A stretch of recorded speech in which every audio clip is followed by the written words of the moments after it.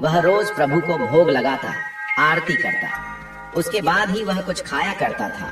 गणेश भगवान की उसके ऊपर विशेष कृपा थी। उसके घर में किसी भी चीज की कमी नहीं थी। केवल उसकी पत्नी को छोड़कर उसे भगवान का पूजा पाठ करना पसंद नहीं था। वह रोज सुबह सवेरे चिल्लाती और एक ही बात कहती कि क्या शोर मचा रखा है। रोज घंटी और शंख बजाकर पूरा गांव इकट्ठा कर लो। सेठ उससे बहुत समझाता, पर वह कहाँ समझने वाली थी। एक दिन सेठ को किसी काम से बाहर जाना पड़ा। उसने अपनी पत्नी से बड़े प्रेम भाव से कहा, शांति, मुझे एक दिन के लिए बाहर जाना है। इतना काम कर देना कि प्रभु के भोग का ध्यान रख लेना, नहीं तो मेरे प्रभु भूखे ही रह जाएंगे। शांति ने अनमने से बात को सुनी। जब सेठ चला गया तो उसे एक उल्टी चाल सूझी। उसने सोचा, यदि गणेश जी को घर से बाहर निकाल दूं, तो रोज रोज की आरती, पूजा, भोग और शंख की आवाज की झंझट ही खत्म हो जाएगा। उसने घर के पीछे जाकर एक गड्ढा खोदा, उसमें गणेश भगवान की मूर्ति को दबा दिया और घर में वापस आ गई। सेठ जब घर वापस आया, उसने मंदिर में गणेश भगवान को नहीं देखा। वह भागा भागा शांति के पास गया और कहने लगा, शांति, मेरे प्रभु कहाँ हैं? वह मंदिर में नहीं है। शांति अनजान बनकर बोली, मुझे तो पता नहीं, मैंने तो कल रात धूप, आरती और भोग लगाकर पर्दा लगा दिया था। सेठ पागलों की तरह गणेश भगवान को पूरे घर में खोजा। उसे मन ही मन में पछता रहा था कि यह काम शांति का ही है। उसे ही मेरी पूजा पाठ पसंद नहीं थी। उसने शांति से कहा, शांति, यदि मेरे प्रभु नहीं मिले तो मैं खाना पीना सब छोड़ दूंगा। शांति को लगा 1-2 दिन नाटक करेंगे, उसके बाद सब ठीक हो जाएगा। सेठ को रोते बिलखते 7 दिन हो गए।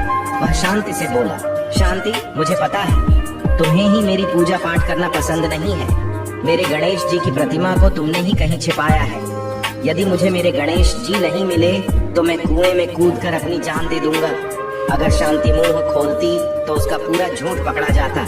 इसलिए वह बोली, आप मुझ पर शक कर रहे हो, मुझे सच में कुछ नहीं पता। मैं नए प्रतिमा लेकर आती हूँ। पर सेठ को वही प्रतिमा चाहिए थी। फिर वो खुदने लगा।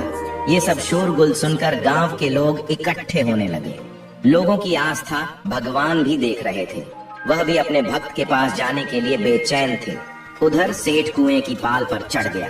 शांति भागी भागी गणेश भगवान की प्रतिमा गड्ढे से निकालने लगी।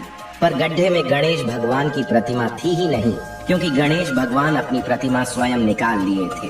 गणेश भगवान बालक का रूप लेकर आए और अपनी प्रतिमा निकाल कर उसके पास पहुँचे और बोले, काका, यही प्रतिमा आपकी है, आप इसे ही ढूंढ रहे हैं क्या? सेठ ने पीछे मुड़कर देखा तो एक सुंदर बालक के हाथ में उसके गणेश जी थे। वह पाल से नीचे उतरा, प्रभु को गले से लगाया, रोते रोते स्नान कराया और भगवान को मंदिर में स्थापित किया। वह बालक शांति की तरफ देखकर मुस्कुरा रहा था। शांति सोच में पड़ गई कि इस मूर्ति का पता इस बालक को कैसे चला। सेठ के साथ शांति भी अंदर चली गई। सेठ ने रोते रोते बड़े भाव से गणेश भगवान को स्थापित किया। पूजा करें और उस बालक का खूब धन्यवाद दिया। बालक जो कि स्वयं भगवान थे, वह बोले, काका, क्या मुझे भोग नहीं लगाओगे? शंभू भागा भागा गया और भोग लेकर आया।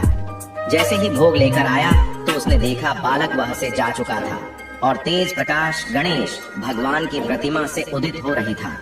शांति को अपनी भूल का पश्चाताप होने लगा।